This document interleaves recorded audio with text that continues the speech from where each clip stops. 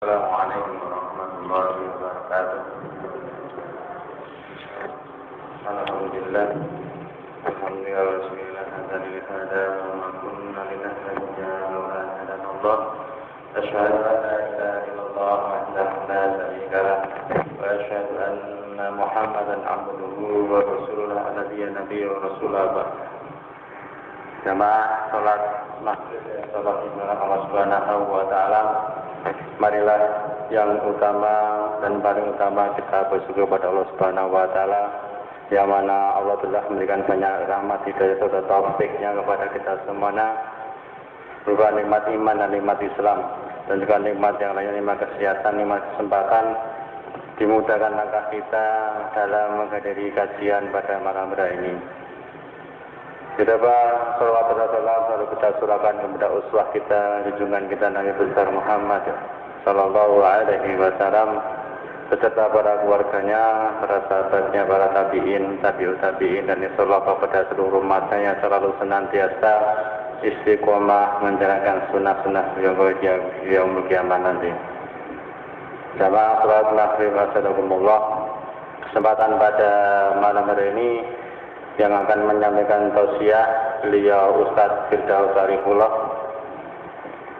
Untuk itu marilah pada kesempatan malam ini kita buka kajian dengan membaca ta'awudz dan basmalah.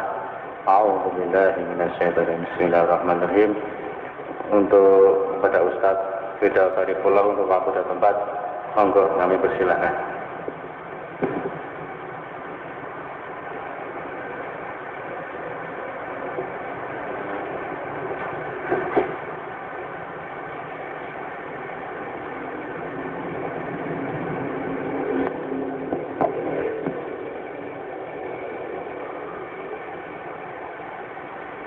Bismillah, assalamualaikum warahmatullahi wabarakatuh. Innal hamdalillah nahmaduhu wa nasta'inuhu wa nastaghfiruh wa na'udzu billahi min shururi anfusina wa sayyiati a'malina man yahdihillahu fala mudilla lahu wa may yudlilhu fala hadiya lahu. Asyhadu an la ilaha illallah wa asyhadu anna Muhammadan abduhu wa rasuluhu la nabiyya ba'dahu. فإن أصدق الحديث كتاب الله وخير الهدى هدى محمد صلى الله عليه وسلم وشر الأمور محدثاتها وإن كل محدثة بدعة وإن كل بدعة ضلالة وإن كل ضلالة في النار. Alhamdulillah, alhamdulillah, puji syukur pada Allah Subhanahu wa taala. Pada kesempatan kali ini Allah Subhanahu wa taala masih memberikan kesempatan kepada kita untuk bisa bersyukur, untuk bisa beriman, untuk bisa membuktikan daripada ketaatan kita kepada Allah Subhanahu wa taala, bahwasanya tidak ada yang bisa menyesatkan kita seandainya Allah Subhanahu wa taala sudah berkehendak untuk memberikan hidayah pada kita, dan tidak ada yang bisa memberikan hidayah ketika Allah Subhanahu wa taala sudah memang menetapkan kesesatan bagi dia. Fatihlah rahmatullah.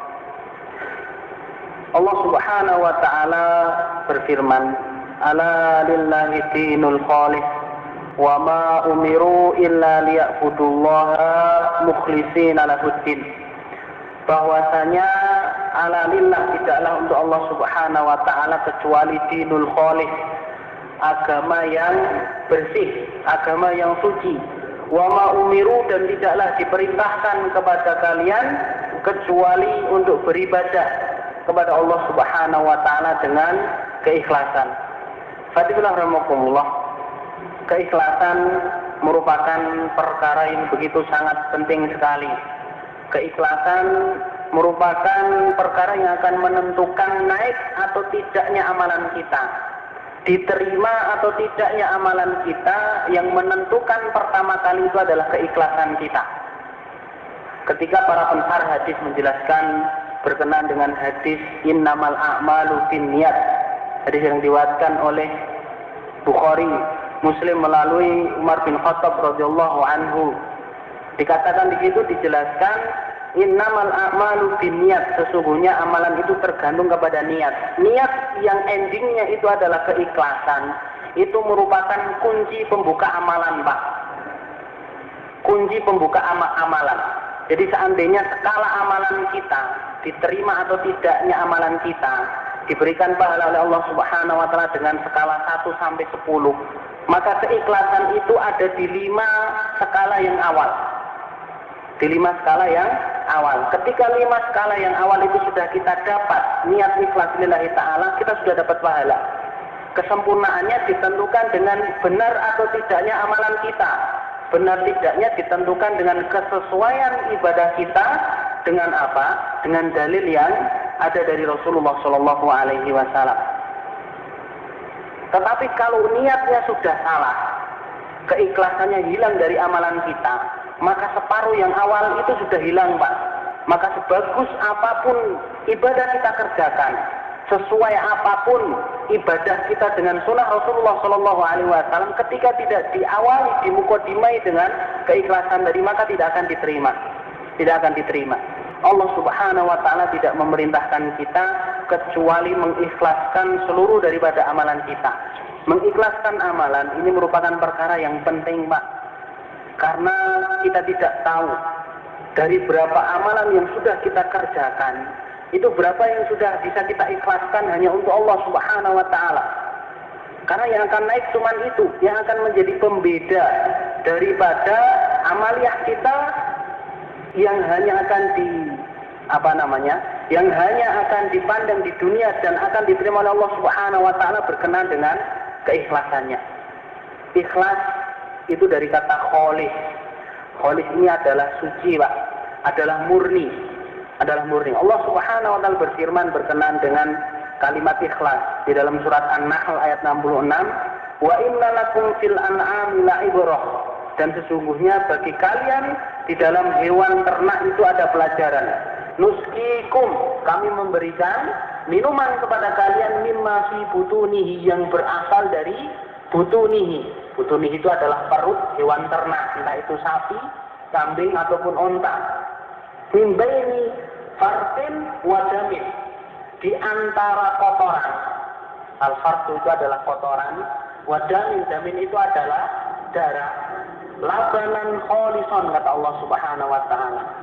Di situ akan dikeluarkan susu yang kholis. Kholis ini adalah susu yang bersih, yang suci, Pak. Maka tidak pernah kita temukan susu itu ketika kita dapatkan keluar dari hewan ternak itu apa? Tercampur dengan kotoran walaupun setetes, tercampur dengan darah walaupun setetes. Keikhlasan itu adalah seperti itu. Allah menyebutnya sebagai kholis, susu yang kholis. Kholis itu adalah apa? Suci. Memang tidak ada noda apapun. Amalan kita itu adalah amalan yang seperti itu hendaknya. Keikhlasan yang tidak bercampur dengan apapun. Tidak bercampur itu bukan tanpa pamrih, Pak. Banyak ustadz yang mengibaratkan orang yang ikhlas itu seperti apa, Pak? Non sewu nggih. Seperti orang yang ada di kamar mandi terus buang air besar, Pak nggih. Setelah itu enggak diiling-iling lagi. Enggak diiling-iling lagi. Keikhlasan itu bukan seperti itu, Pak. Keikhlasan itu pamrih, tapi pamrih yang benar. Pamrih kepada sesuatu yang memang bisa dipamrihi dari Allah Subhanahu wa taala. Seperti ketika Allah memberikan janji pada orang yang sholat berjamaah. Sholatul jama'ati khairun min sholatil fadhi bisab'in wa isrina darajah. Orang yang dia itu sholat berjamaah dibandingkan dengan sholat orang yang sholat sendirian, itu pahalanya adalah apa? Bedanya 27 derajat. Ketika kita mengerjakan sholat jamaah, kita pamrih itu, tapi pamrihnya benar kepada Allah Subhanahu wa ta'ala. Keikhlasan itu adalah pamrih yang benar kepada Allah, menyerahkan semua yang kita kerjakan berupa ibadah hanya untuk Allah. Keikhlasan perkara yang penting sekali lagi, dan keikhlasan itu tidak boleh bercampur, Pak. Maka tidak boleh keikhlasan itu hanya 90% itu nggak boleh. Keikhlasan harus 100%. Bahkan kalau kita bisa ikhlas 99%, 99,99 Pak ya, itu ikhlas. Yang 0,0001 itu nggak ikhlas, maka amalan kita nggak diterima. Allah tidak akan menerima illa kholisun, sesuatu yang ikhlas. Fatibillah rahmatullah, yang mudah-mudahan dirahmati Allah Subhanahu wa taala.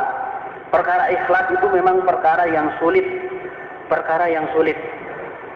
Tetapi kalau kita tidak ikhlas, maka kehidupan kita akan berat. Karena apa? Karena ibadah yang kita kerjakan hakikatnya itu adalah perkara yang memberatkan kita. Maka para ulama menyebut orang yang dibebani syariat sebagai mukallaf. Apa itu mukallaf? Orang yang dibebani taklif. Taklif itu beban. Beban artinya apa? Ibadah itu ada bebannya. Itu akan terasa ringan bebannya kalau kita bingkai dengan keikhlasan. Kita sholat Pak, bisa istiqomah sehari 5 waktu. Kalau tidak ada keikhlasan hanya untuk Allah Subhanahu wa Ta'ala, berat. Karena apa? Bisa kita lakukan untuk perkara keduniaan yang lain misalnya. Keikhlasan perkara yang penting, perkara yang harus kita masukkan dalam setiap ibadah kita.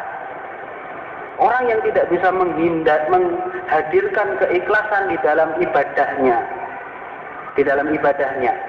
kata Sufyan bin Uyainah, itu seperti orang yang bersafar dan memenuhi tasnya dengan batu, Pak. Jadi kalau orang bersafar mau jalan jauh, itu harusnya bawa bekalnya apa, Pak? Yang meringankan apa? Perjalanannya. Bawa duit misalnya, bawa minuman, bawa bekal makanan. Sehingga ketika perjalanan bekalnya meringankan dia. Nek ngelak nggih, diombe wedange Pak nggih. Kalau lapar dimakan makanannya. Kalau nggak punya uang, uangnya bisa dipakai. Kalau perlu dengan sesuatu yang harus dibeli, ada uang untuk membelinya. Tapi kalau orang yang beribadah tidak ikhlas, itu seperti orang yang bersafar dan memenuhi tasnya dengan batu. Sehingga apa? Justru akan semakin memberatkan dia. Safar itu berat. Perjalanan jauh itu berat. Ketika ditambahi dengan sesuatu yang memberatkan akan tambah berat. Hadirin rahimakumullah, yang mudah-mudahan dirahmati Allah Subhanahu wa Ta'ala. Maka perhatikan Pak, kita harus belajar ikhlas bahkan sejak sebelum beramal. Karena keikhlasan ini perkara yang sangat penting. Kita harus belajar ikhlas bahkan sebelum beramal.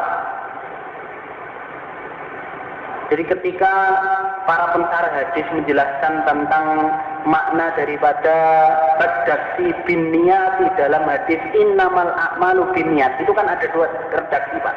Ada yang bin niyati, ada tasdidnya di huruf ya-nya, dan yang satu bin niyat, tidak ada tasdidnya. Kalau bin niyati artinya apa? Seluruh amalan itu berkenan dengan niatnya. Niat yang benar akan menjadikan amalan yang benar. Niat yang salah akan menjadikan amalnya juga salah. Tetapi kalau bin niyah tanpa tasdid, ada tasdidnya di situ, bermakna apa? Bermakna abta'a wa ta'akhkhara. Apa itu? Hendaknya pelan-pelan dan mengakhirkan. Artinya apa? Ketika seseorang itu mau beramal, hendaknya dia pelan-pelan, Pak. Dia perhatikan apakah memang amalannya itu kholisan lillahi ta'ala, hanya untuk Allah Subhanahu wa Ta'ala, atau ada tendensi selain itu yang bisa merusak amalan kita. Sehingga harus benar-benar diperhatikan. Orang yang beriman itu adalah orang yang begitu sangat perhatian sekali. Karena Allah Subhanahu wa Ta'ala itu adalah zat yang perfeksionis, Pak. Zat yang menginginkan kesempurnaan dalam kehidupan kita. Ya ayyuhalladzina amanu dukhulu fis silmi kafah. Kafah itu adalah seluruhnya. 100% kita hanya untuk Allah Subhanahu wa Ta'ala. Fatilah rahmatullah, yang mudah-mudahan dirahmati Allah Subhanahu wa Ta'ala. Terus ibadah apa yang seharusnya kita berikan di situ muatan keikhlasan, seluruh ibadah. Dan ibadah itu bukan hanya yang nampak berupa gerakan, tetapi seluruh ibadah yang berupa gerakan kita, yang berupa perbuatan, yang berupa perkataan, bahkan yang berupa pikiran, Pak. Pikiran itu juga bisa menjadikan ibadah kalau ikhlas lillahi ta'ala. Tetapi kalau pikiran itu tidak ikhlas, bahkan bisa menjadi sesuatu yang dianggap dosa oleh Allah Subhanahu wa Ta'ala. Bahkan pikiran itu juga menjadi ibadah. Ketika tidak kita niatkan ikhlas, akan menjadi sesuatu yang berbahaya. Apa dalilnya pikiran itu juga merupakan ibadah? Bukankah Allah Subhanahu wa Ta'ala berfirman, alladzina yazkurunallaha qiyaman wa qu'udan wa 'ala junubihim wa yatafakkaruna, dan mereka memikirkan apa yang ada di langit dan di bumi ini. Jadi pikirannya digunakan untuk mencerna kira-kira Allah menciptakan langit dalam rangka apa? Allah menciptakan dunia jagat raya dengan segala fasilitasnya yang bisa digunakan oleh manusia dalam rangka apa? Ketika Allah menciptakan kita itu dalam rangka apa? Berpikir seperti itu. Bahkan pikiran yang kotor, pikiran yang tidak benar, pikiran yang tidak ikhlas, itu juga dicela oleh Allah Subhanahu wa taala menjadi dalil pikiran. Apa yang terbersih di dalam pikiran kita itu juga merupakan perkara kemaksiatan kalau tidak ikhlas. Sebagaimana ketika Al-Walid bin Mughirah salah satu dedengkot pembesar kafir Quraisy, ketika dia memikirkan bagaimana cara memadamkan dakwahnya Rasulullah Shallallahu Alaihi Wasallam, memikirkan bagaimana cara mencela daripada Al-Quran. Innahu fakkar wa qaddar, fakutila kaifa qaddar, summa kutila kaifa qaddar, summa nadar, summa abasa wastakbar. In hadza illa sihru yuhtar, in hadza illa qaulul basar, sa'uslihi saqar, kata Allah. Innahu fakkar wa qaddar. Al-Walid bin Mughirah itu dia apa? Fakkar, memikirkan, wa qaddar, dan menimbang-nimbang kira-kira apa? Dia mencari sesuatu yang bisa untuk apa? Mengolok-olok agama Allah Subhanahu wa taala. Fakutila kaifa qaddar, maka kata Allah, maka celakalah. Kenapa dia menimbang-nimbang seperti itu? Menakar-nakar seperti itu, ingin mencari celah untuk mencela daripada ayat-ayat Allah Subhanahu wa taala. Summa qutila kaifa qaddar. Jadi kalimat summa itu berarti takkid, Pak, penegasan, dan diulangi. Celakalah bagi Al-Walid bin Mughirah, dia memikirkan apa? Memikirkan sesuatu yang ingin dipakai untuk apa? Mencela, mencari celah daripada ayat-ayat Allah Subhanahu wa taala. Maka apa yang ditemukan di dalam benak Al-Walid bin Mughirah? Innahu sihru yu'tar. Yang ada di dalam Al-Quran itu adalah kalimat-kalimat sihir yang bisa menyihir manusia. Innahu qaulul basar, kata dia. Kesimpulannya ketika dia berpikir dan menimbang, mengatakan bahwasannya itu adalah sihir yang dibuat dan itu adalah perkataan manusia. Ketika Walid bin Mughirah saja memikirkan untuk mencela daripada ayat-ayat Allah Subhanahu wa taala saja sudah dilaknat, Pak. Kutila, kalimat kutila itu kalimat laknat. Apalagi ketika sudah terucap, apalagi ketika sudah apa? Berbentuk pembelaan, pembenaran, memakai dalil-dalil yang digunakan untuk apa? Orang-orang yang ingin apa? Merendahkan Al-Quran. Sa'uslihi saqar, kata Allah Subhanahu wa taala. Maka Allah akan apa? Menyampaikan dia, Al-Walid bin Mughirah, ke dalam saqar. Baru mikir bagaimana cara untuk merendahkan Al-Quran saja sudah seperti itu. Ini menjadi dalil bahwasanya apa, Pak? Pikiran apa yang ada di dalam benak kita itu juga bisa menjadi amalan.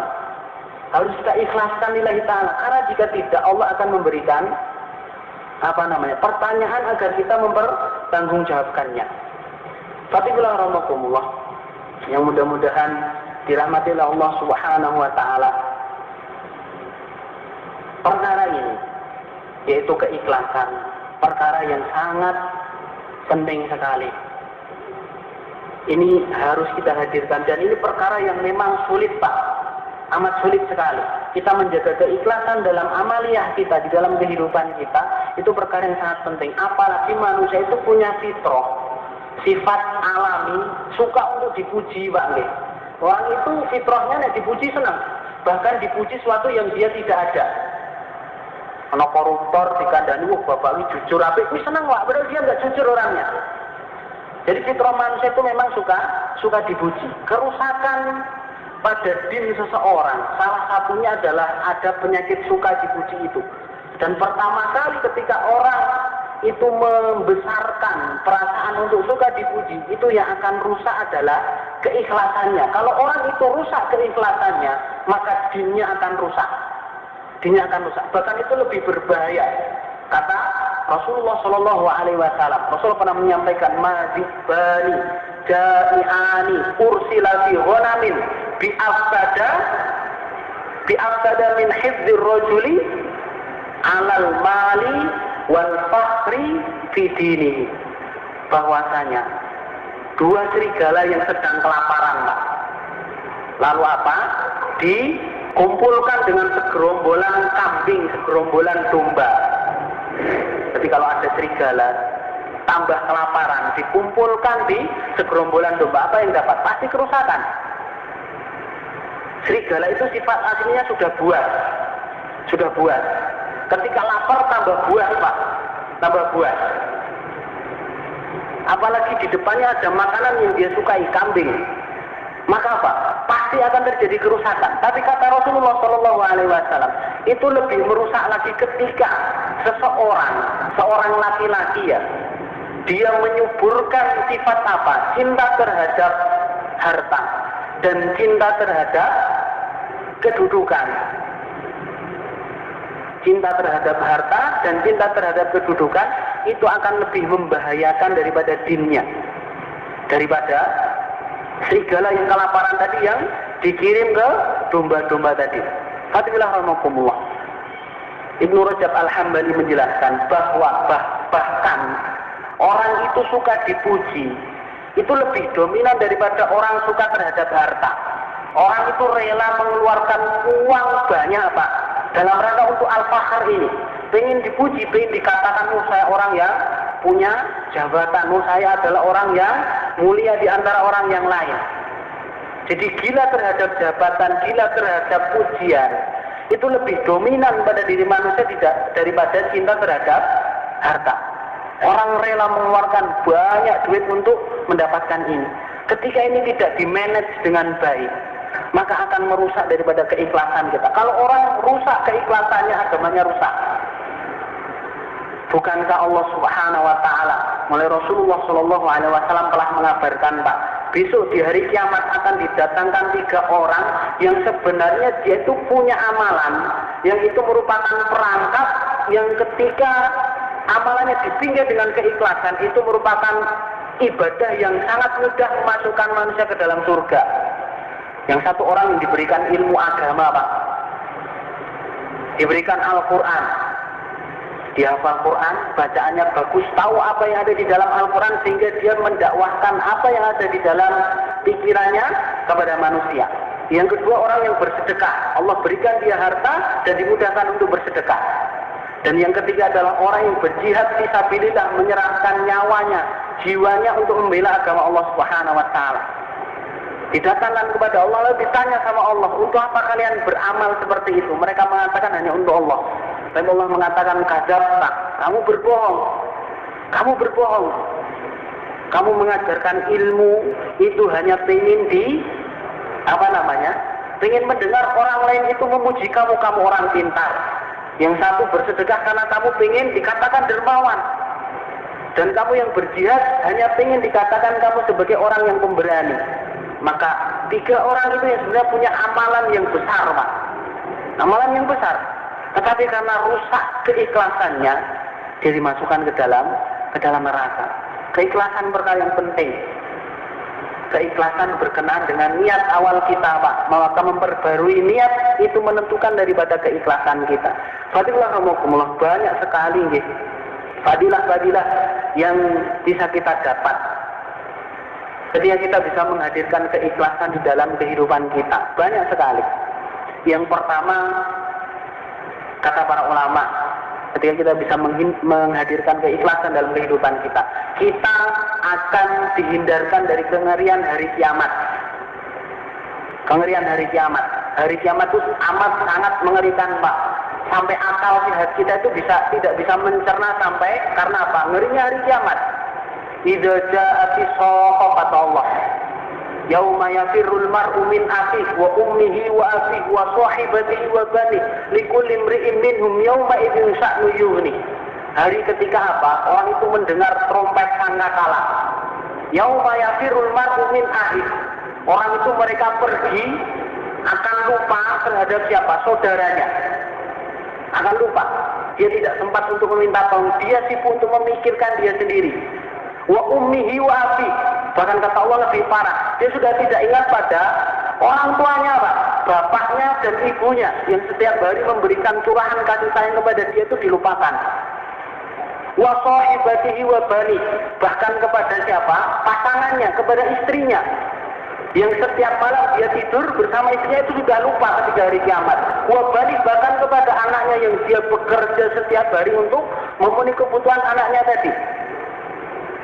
Likulli imri'in minhum yawma idzin sa'nu yughni. Kenapa seperti itu? Karena apa? Pada hari itu manusia masing-masing itu akan sibuk untuk apa? Urusan diri masing-masing. Karena sangat mengerikannya Pak. Idza sama'u syaqqat. Bagaimana tidak mengerikan? Allah akan apa? Allah akan membelah langit. Wa idzal biharu fujirat, dan ketika apa? Bihar itu dari kata bahrun Pak. Jamak dari kata bahrun. Bahrun ini adalah laut. Berarti bihar itu seluruh laut yang ada di muka bumi ini akan apa? Fujirat, dinyalakan oleh Allah Subhanahu wa taala. Idza sama'u fatarat, ketika langit itu menghujani kita dengan bintang-bintang. Suasana yang begitu sangat mengerikan sekali. Mengerikan sekali. Bahkan ketika itu orang ketakutan itu sampai berkeringat dalam riwayat yang lain. Itu sesuai dengan amal dia. Ada yang sekaki, ada yang selutut, ada yang seperut, ada yang bahkan tenggelam dengan keringat dia. Karena begitu sangat mengerikan sekali. Salah satu orang yang akan diselamatkan oleh Allah Subhanahu wa taala di kondisi yang begitu sangat mengerikan itu adalah orang yang ikhlas. Dalam sebuah hadis berkenaan dengan 7 golongan, sab'atun yuzilluhumullahu yaumun la yuzillu illa dzilluh. Ada 7 golongan yang Allah Subhanahu wa taala akan menaungi orang itu di mana tidak ada naungan kecuali naungan dari Allah Subhanahu wa taala. Ada 2 orang, Pak. 2 orang itu termasuk orang yang ikhlas. Yang pertama siapa? Rajulun zakarallahu khaliyan. Jadi seorang laki-laki yang dia itu mengingat Allah, berzikir kepada Allah Subhanahu wa taala khaliyan, sendirian. Tidak ada orang yang tahu. Fafadat aynahu, lalu dia menangis karena apa? Berzikirnya kepada Allah. Ciri-ciri keikhlasan ada pada diri dia. Karena apa? Dia menangis hanya untuk Allah, tidak ada orang yang melihatnya. Khaliyan kata Rasul, dia sendirian. Dan dia berzikir kepada Allah dengan apa? Dengan suasana yang begitu sangat ikhlas sekali sehingga dia menangis, Pak. Salah satu ciri keikhlasan itu orang yang mudah menangis. Mudah menangis. Umar bin Khattab itu adalah salah satu ciri keikhlasan. Beliau itu menangis, Pak, sampai apa? Sampai di pipinya itu ada bekas hitam. Bayangkan berapa kali beliau menangis yang air mata itu sampai bisa membuat pipi itu berwarna hitam, Pak. Berwarna hitam. Yang kedua adalah apa? Warajulun tasaddaqa biyaminihi fa'akhfaha hatta la ta'lama ma anfaqa yaminahu shimalu. Jadi seorang yang dia itu berinfak dengan tangan kanannya, sampai-sampai tangan kirinya itu nggak tahu kalau tangan kanannya itu berinfak. Ini kan sesuatu yang sebenarnya hiperbolis, Pak. Suatu yang majasnya itu penyangatan. Masa iya tangan kanan infak, tangan kiri nggak tahu, padahal tangan ini adalah 2 sahabat karib, gitu. Dimanapun, kapanpun, dalam kondisi apapun mereka bekerja sama. Kalau tangan kanan tidak mampu, tangan kiri akan ikut. Mesti, karena apa? Dia tidak bisa terpisahkan. Artinya apa? Ini gambaran orang yang ikhlas lillahi ta'ala. Dia berinfak hanya untuk Allah. Dia tidak mengharap pujian. Dia tidak mengharap sesuatu pun dari manusia. Orang yang ikhlas akan diselamatkan oleh Allah Subhanahu wa taala dari kengerian hari kiamat. Dan ini merupakan fadilah yang begitu sangat besar sekali, Pak.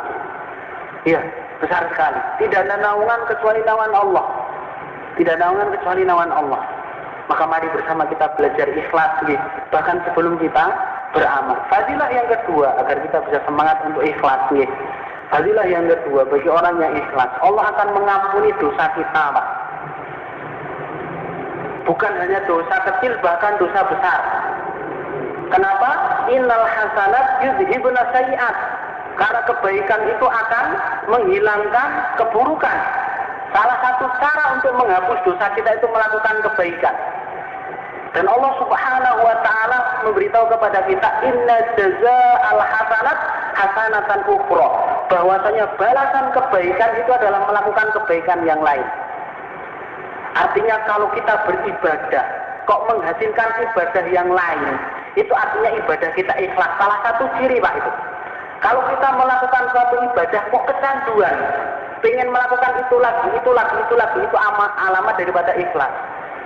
Artinya apa? Kalau orang itu ikhlas akan dimudahkan Allah Subhanahu wa taala untuk melakukan amalan sehingga dia tidak sempat untuk melakukan perbuatan maksiat.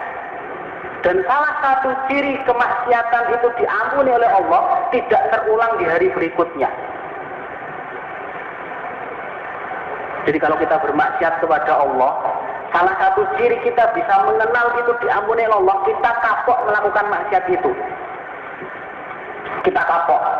Entah kapok kita sengaja atau kapok tidak kita sengaja, kita terhalangi untuk berbuat kemaksiatan.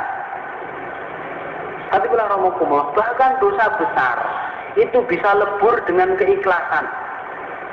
Dalam sebuah hadis yang diriwayatkan Bukhari Muslim an Abi Hurairah radhiyallahu anhu, dari Abu Hurairah radhiyallahu anhu, bahwa Rasulullah sallallahu alaihi wasallam bersabda, "Bainama kalbun yutifu bi ruqayyatin hatta kada yaqtuluhul atas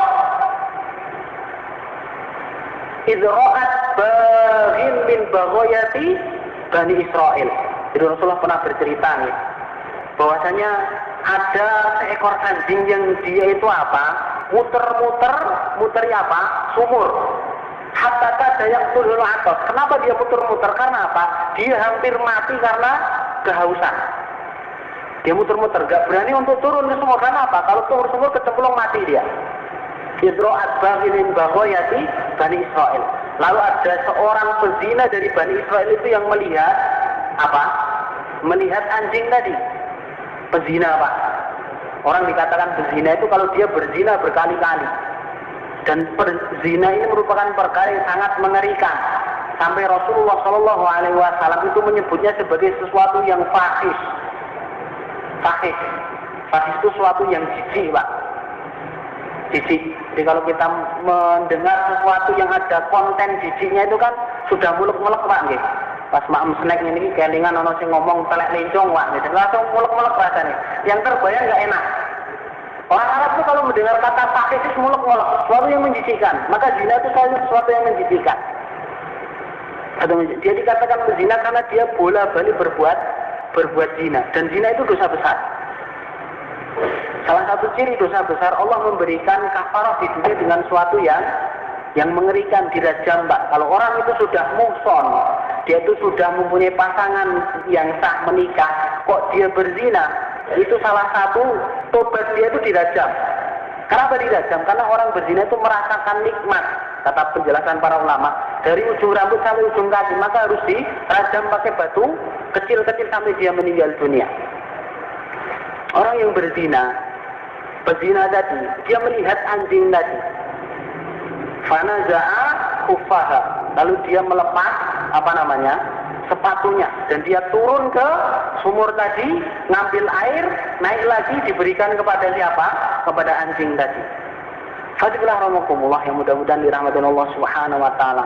Karena sebab itu ghufirallahu laha, Allah mengampuni dosa dia bihi karena perbuatan itu. Ibnu Qayyim al-Jauziyah menjelaskan kenapa wanita pezina tadi yang dia sudah melakukan zina berkali-kali, yang itu merupakan perbuatan dosa besar, diampuni oleh Allah Subhanahu wa taala karena keimanan dia dan keikhlasan dia.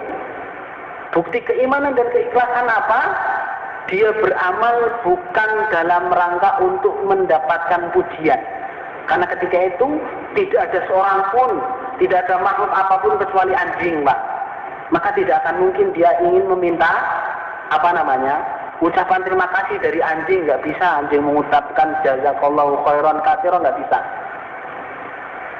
Artinya apa? Dia ikhlas lillahi ta'ala, tanda-tanda keikhlasan ada di situ. Lalu dia rela untuk masuk ke dalam sumur ibtighoan lillahi ta'ala, hanya untuk mengharap ridha Allah Subhanahu wa ta'ala. Tapi ini nggak bisa dijadikan dalil Pak. Kalau gitu nggak apa-apa berzina, nanti nolong anjing, nggak bisa Pak. Yang jadi stressing di sini, yang jadi penekanan dalam hadis itu adalah keikhlasan dia, bukan berzinanya. Ini kalau orang-orang liberal dijadikan dalil, nggak apa-apa berzina, yang penting apa? nanti tobat sama Allah. Nggak boleh Pak seperti itu. Kalau kita belum bermaksiat, yang harus kita timbulkan di dalam hati kita itu rasa khauf, rasa takut. Rasa takut Allah akan memberikan azab kepada kita. Sehingga kalau kita mau bermaksiat, nggak jadi bermaksiat karena takut. Tapi kalau kita sudah terlanjur pernah bermaksiat, yang harus kita munculkan itu rasa roja, berharap bahwasanya Allah Subhanahu wa taala tidak akan memutuskan rahmatnya. Jadi itu. Fadilah yang kedua, Allah Subhanahu wa taala akan mengampuni dosa kita. Yang ketiga, orang yang ikhlas akan dijaga oleh Allah Subhanahu wa taala dari fitnah. Alaihissallahu bikafin abda. Dalam redaksi yang lain, dalam qiraah yang lain, alaihissallahu bikafin ibadah. Bukankah Allah Subhanahu wa taala itu yang akan menjaga lebih dari cukup penjagaan itu? Berikan kecukupan kepada siapa? Abda, hambanya, atau ibadah kepada ibadah seseorang. Kalau ibadah kita itu ikhlas, kita akan dijaga Pak dari kemaksiatan. Allah Subhanahu wa taala ketika menggambarkan bagaimana Allah menguji Nabi Yusuf dengan sebuah ujian fitnah syahwat, tetapi Nabi Yusuf itu dia lolos karena apa? Innahu min ibadina al-mukhlasin, karena dia termasuk orang-orang yang ikhlas. Kalau kita ikhlas, Allah akan menjaga kita Pak dari perkara-perkara fitnah tadi. Dan na'udzubillahi min dzalik, kita hidup di zaman yang penuh dengan berbagai macam fitnah. Baik fitnah syahwat maupun fitnah syubhat. Fitnah syahwat itu nyampar nyandung Pak. Nyampar nyandung kita. Ketika Allah memerintahkan kita untuk menundukkan pandangan, tidak melihat sesuatu yang haram untuk dilihat. Aurat ada di mana-mana Pak nggih. Aurat ada di mana-mana. Paha manusia lebih murah dari paha ayam katanya. Paha ayam itu harus 7.500 Pak nggih. Tapi paha manusia dijual gratis. Bahkan dipasang di baliho-baliho. Fitnah syahwat begitu sangat banyak sekali. Kalau kita tidak ikhlas, tidak beriman kepada Allah Subhanahu wa taala, perkara itu akan sangat mudah menjerumuskan kita Pak. HP Pak, Android. Kalau kita tidak ikhlas, kita tidak akan dijaga oleh Allah. Tiba-tiba muncul situs Pak, tiba-tiba muncul gambar. Kalau tidak ada iman, tidak ada orang yang melihat, Allah tidak akan menjaga kita. Keikhlasan akan menjaga kita dari perkara itu. Fitnah syahwat. Begitu juga fitnah syubhat. Mengerikan, lebih mengerikan. Apa itu fitnah syubhat? Fitnah syubhat itu adalah kebenaran yang dikatakan itu sebuah keburukan. Dan keburukan dibingkai sedemikian rupa menjadi sebuah kebaikan. Jangan dikira Pak, orang-orang yang membela siapa? Penista Al-Quran, itu jangan dikira orang-orang yang seakidah dengan mereka. Enggak, orang-orang yang KTP-nya Islam Pak, bahkan punya label keislaman. Saya tidak memprovokasi Pak, tapi kenyataannya seperti itu. Itu berusaha dengan sekuat tenaga Pak, menggunakan dalil, menggunakan kapasitas ilmu yang diberikan Allah kepada dia untuk membela itu. Bukankah itu sebuah subhat? Akhirnya orang ada yang berpersepsi, wong ulama kayak gitu saja mengatakan itu berarti nggak apa-apa. Itu kan subhat. Suatu yang tidak benar kelihatan benar. Suatu yang salah kelihatan menjadi benar. Kalau kita tidak beriman kepada Allah, kalau kita tidak mengikhlaskan ibadah kita, Allah Subhanahu wa taala tidak akan menjaga kita. Dia akan menjaga kita. Fadillah rahmatullah, yang mudah-mudahan dirahmati Allah Subhanahu wa taala. Kemaksiatan di depan kita nyampar nyandung nih.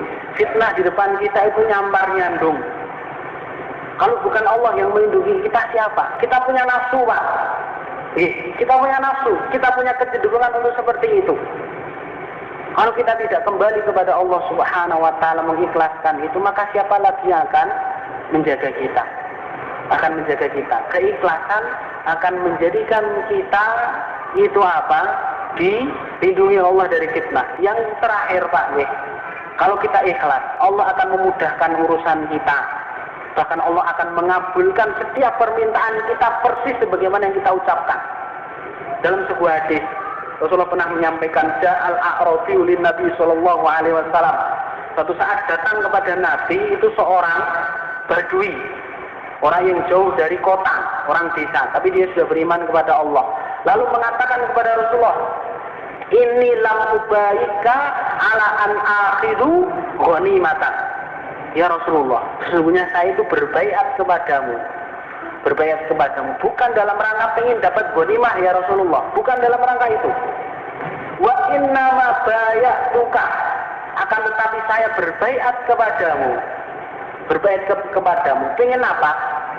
Ini uridu an adkhula sahman atau kama qala fa asara ila raqabatayhi fa yakhruju min huna. Dia mengatakan, tetapi saya berbaiat kepadamu ya Rasulullah, saya pengen nanti ketika berjihad itu ada sahman, anak panah yang dia itu meluncur kemana? Ke leher saya, ditunjukkan tempat lehernya, lalu tembus ke belakang sini, ditunjukkan. Maka Rasulullah SAW selesai berperang, Pak, selesai berjihad, itu menginspeksi pasukannya. Siapa yang syahid itu siapa saja. Salah satunya orang tadi, Pak. Orang tadi. Dan cara syahidnya itu persis sebagaimana yang dia inginkan. Maka Rasulullah mengatakan, in tusaddiquka yusaddiqullah. Kalau kamu itu jujur terhadap apa yang kamu minta kepada Allah, maka Allah itu akan jujur kepadamu, maka diberikan oleh Allah Subhanahu wa ta'ala. Dia pengen syahid. Keinginan syahid itu tidak akan dimiliki kecuali orang yang imannya sudah ada di puncak. Karena apa? Karena itu adalah dirwatu sanamin Islam, puncak tertinggi di dalam Islam. Tidak akan ada yang bisa mencintai itu kecuali orang yang imannya ada di puncak. Kalau kita terkadang masih takut, masih ragu-ragu dalam perkara itu, berarti apa? Yang salah kita. Kita belum menjadikan iman kita ada di puncak. Ini menjadikan itu suatu yang serem, ngeri. Padahal itu semua cita-cita yang indah sekali. Maka ketika dia meminta syahadah itu, Pak, Allah Subhanahu wa ta'ala berikan sebagaimana yang dia inginkan. Fadilah rahmatullah, bisa jadi ketika kita berdoa kepada Allah Subhanahu wa ta'ala, ini, itu, pengen itu, bisa jadi kenapa Allah Subhanahu wa ta'ala belum mengabulkan persis sebagaimana yang kita minta. Walaupun kita yakin tidak ada doa yang tidak dikabulkan. Bisa jadi karena kualitas keikhlasan kita, Pak. Kualitas keikhlasan kita kepada Allah Subhanahu wa ta'ala. Kualitas keikhlasan kita dalam membingkai ibadah kita. Fatilah rahmatullah.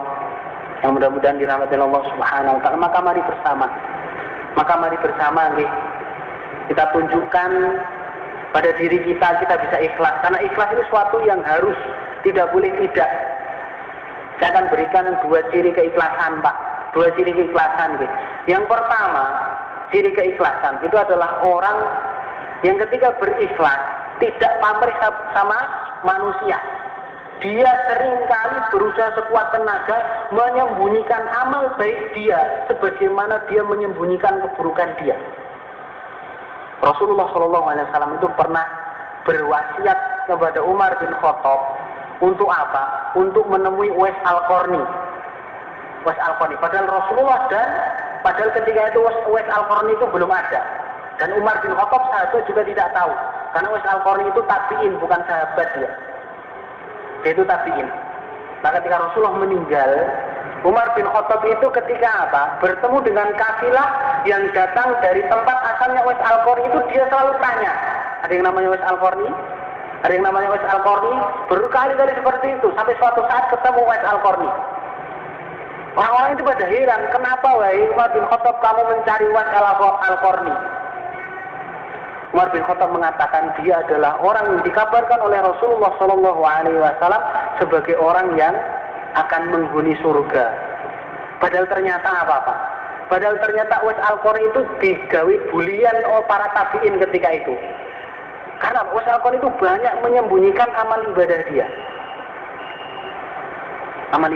Yang kedua, ciri orang yang ikhlas itu kecanduan dengan amal baik. Ketika ada kesempatan untuk beramal, dia beramal. Wala tahqiranna minal ma'rufi syai'an walau antalqa li akhika biwajhin thalik. Janganlah kalian itu meremehkan daripada amalan. Walaupun amalan itu kecil, kata Rasulullah, walau hanya memberikan senyuman, wajah yang manis kepada saudara kita. Karena kita tidak tahu, Pak, amalan mana yang akan kita terima.